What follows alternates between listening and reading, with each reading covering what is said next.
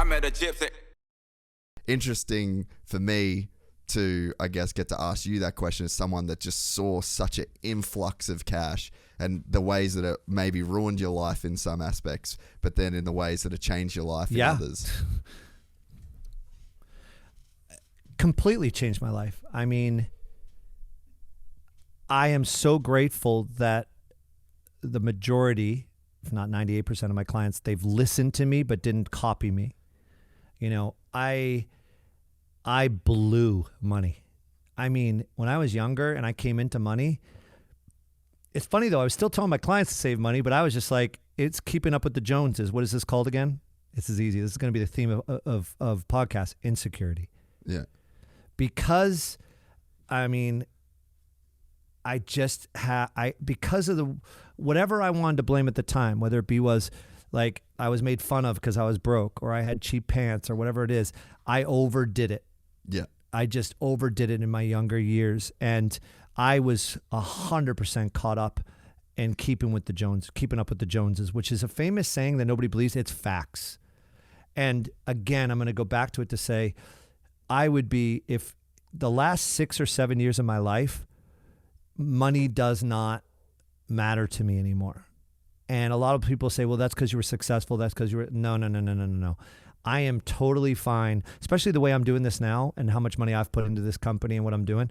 I could realistically be broke in 2 years, but I won't be because I'll just work. Yeah. And I'll be fine with that. Or I'll go find something. And, you know, I don't live in the type of house I lived in when I actually was less successful. You know, I had mansions and 4 cars. I have 2 if you call the Bronco. But like at one point, I think I had like a Porsche. I had 2 SUVs, a Mercedes. Like back again, my athlete, I learned like, it's like Mirra and we would just blow through money. Now again, thank God, like when he died, his trust and I was part of that and everything else. He set for he left his girls and his wife set. These are just some of the mistakes personally. I'm so glad I guided my team better and my staff, but like you make mistakes. I made big mistakes. I blew money, my friend. Gambling. Dude, I used to go to Vegas, Reed and we dropped 6 figures in a night. Like it was crazy. And I can say this because he's vocal about it because I like to keep confidentiality, but Ryan Sheckler, I mean, he says all the time, I used to yell at him at the end of the year when he was going to clubs, blowing $100,000 a year. It's great to have him now still as a client. He's mentoring my young athletes saying, you know, now he's sober, rehab, all this sort of stuff. But he's like, even if I wasn't sober, went to rehab, I wish I had just listened to Steve because he used to say that's $200,000 you got to make to go blow 100. Because people think it's dollar for dollar. You got to pay taxes on that money. Yeah. And he goes back between the liquor store down the street when he was in his party mode and in the clubs. You're talking millions of dollars. I have another client that listened to somebody who shouldn't have listened and put money into this house development and private jet investment, whatever else, lost millions of dollars. Like, and that's when I changed, just to be honest, what I changed now, like you could call it micromanaging, but I bet if you call Ken Roczen right now and Courtney, ultimately their money, by the way, that guy is set for life and then another life and another life. I have no problem saying that. Which he should be. But which he should be. But having said that, the thing I'm most proud of is he wouldn't, for a while, buy a pair of shoes that were over $100 unless he called me. And he listened. Yeah. By the way, he listened. Travis Pastrana listened.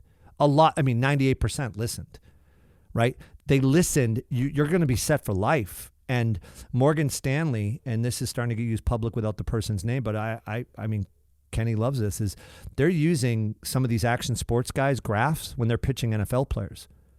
I mean, if you look at his net worth from when I signed him to where it is now, it's straight up, you know?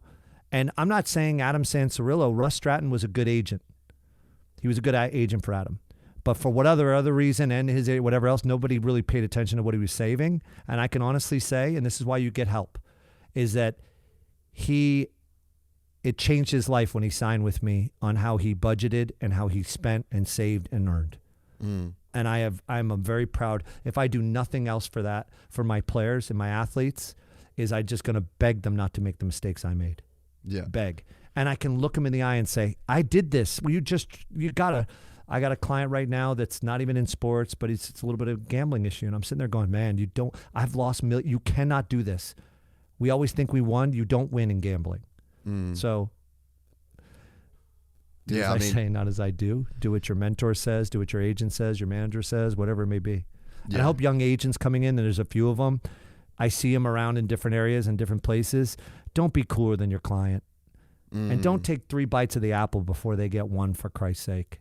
Yeah. Like, I'm so blessed that I can actually look at people in the eye and know that I treat my clients, and I take what's deserved and only what's deserved. And it's, if my athlete goes and does an equity deal, I don't commission that.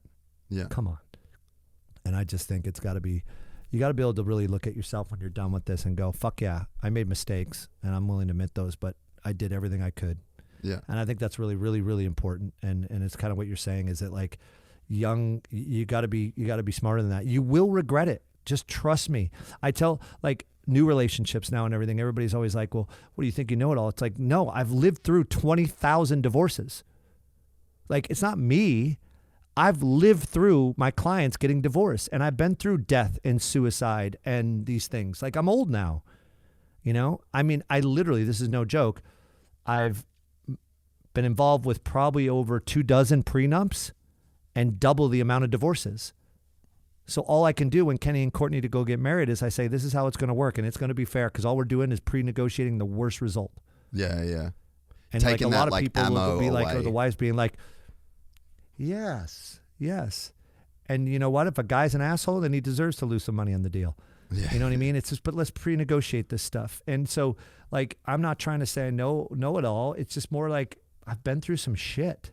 Yeah. From childhood all the way up. And so if I can look at a client in the eye and just say, please, will you please just trust me? Like, I'm not going to say no. I know back in the day, even Ryan, like, there's people like when he bought the Ferrari, they're like, oh, here we go. He's spending too much money. No, you deserve bonuses. Yeah. Ryan wanted a Ferrari 2 years before he got it. He wanted a Ferrari 2 years before he had it. He's done this on podcast. I love now when they get older, they tell these great stories. And Ryan says, no, I waited 2 years. Somebody says, why? Steve said I had to win X Games and Gravity Games in 1 year. That's how I got it. And it was bonus. So again, that's unearned money. Ken Roczen, when he was on a tear, Ken lived off a base salary, every royalty, every bonus check, everything, never saw, because you live without winning. So your bonuses should go away. Why do you need them? Take after taxes. You win 100 grand, 150 grand a race win. That 150 grand, take away the taxes, put the rest away, because you didn't go out there thinking you're going to beat Eli. He whooped your ass 4 races in a row. So why do you need that money so bad? But then you want to set a goal. Ken's Audi, which he still has, right? Like, when you're spending that kind of money in a car, he won a championship. So there's a difference when you're just spending it as you make it versus you set a goal and your financial advisor and your business manager says, and your agent says, you know what, you earned this. Yeah. So once again, back to the haters, they all hated on him. They didn't realize that kid could have bought 4 Ferraris. Let him do what he wants to do. We're excited to announce the launch of our new membership site, gypsytales.com, packed with exclusive content and perks that you won't find anywhere else. This is your chance to become a part of the Gypsy Gang. And as a special bonus, if you sign up to an annual membership, you'll be entered into the draw to win our custom-built TC125. Gypsy Gang.